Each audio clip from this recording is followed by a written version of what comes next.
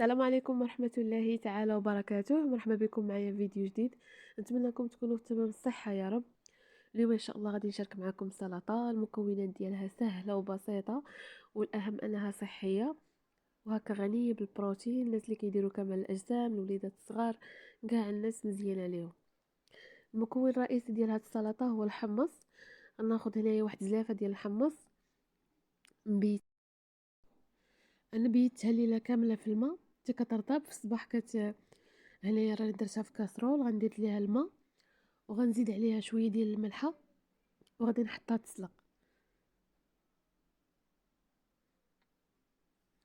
بغيتو ديروها في كوكو ديروها، بغيتو ديروها غير في كاسرونه حيت عندنا كميه قليله داكشي باش ما استعملناش تما كوكو طويله. غادي نحطها على نار تكون متوسطه ورديها البال حيت مره كيبدا يفيض. نخليها حتى كتبان ليا، حتى كنقلب الحمص وكنلقاه صافي طاب صافي، وكنصفيه ونخليه يبرد. هنايا ندوزو للمكونات الاخرين. انا غادي نحتاج واحد بصله صغيره نشلضها رقيقه.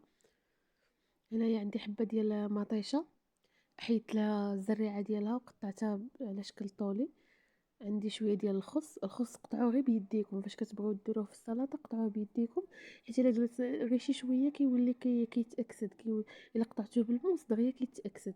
قطعوه غير بيديكم. واحد الحبه ديال الخيار، وعندي حبه ديال خيزو. غادي نخلطهم كاملين وغادي نزيد داك الزلافه ديال الحمص من بعد ما بردات. الا بغيتو تشدوها بحال هكا وتصوطيوها شويه في مقيله مع شويه ديال الملحه والسودانيه ولا بزار، واحد 3 دقائق هكا تصوطيوها شويه، تقدروا تصوطيوها. انا هنايا حيت ملي سلقتها راه صافي كنشف عليه داك الماء. الا كنتو نتوما سلقتوه كان بالماء ديالو نشفوه احسن. هنايا غنزيد واحد 2 معالق ديال الربيع وواحد العصيره ديال الحامض. الا ما كانش متوفر الحامض تقدروا تستعملوا الخل. هنايا غناخد واحد شويه ديال الحار. تقدروا تستعملوا البزار وديروا شويه ديال البزار شويه ديال الحار اللي بغيتو.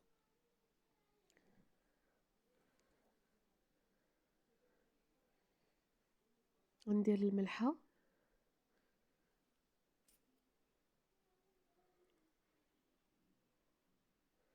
وغادي نزيد واحد المعلقه ديال زيت العود.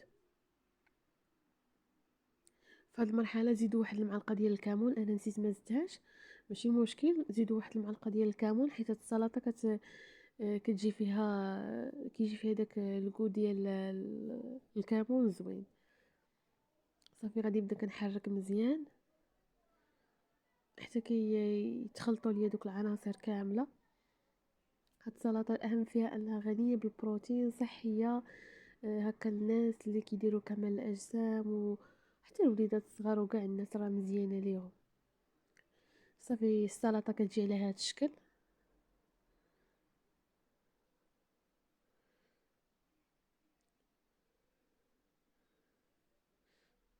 ناخذ واحد طبيسيل فاش غادي نحط.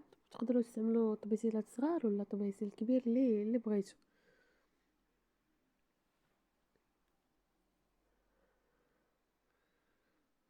وغادي نخوي ديك السلطه. هنا تقدروا تزينوا باش ما بغيتو، تقدروا تزينوا بشويه ديال البافو من الفوق ولا شويه ديال الزنجلان. انا استعملت واحد شويه ديال الزنجلان، ولا تقدروا تخليوها هكا اللي بغيتو.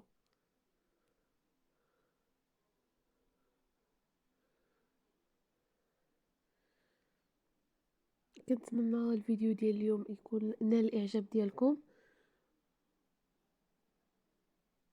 وجربوها. اكيد غادي تعجبكم الا جربتوها. هنا رشيت عليها واحد شويه ديال الزنجلان. تقدروا ديروا السانوج، بافو اللي كان كيجي المذاق ديالها زوين. الاهم انها صحيه. كنتمنى الفيديو ديال اليوم يكون نال الاعجاب ديالكم وفرجه ممتعه.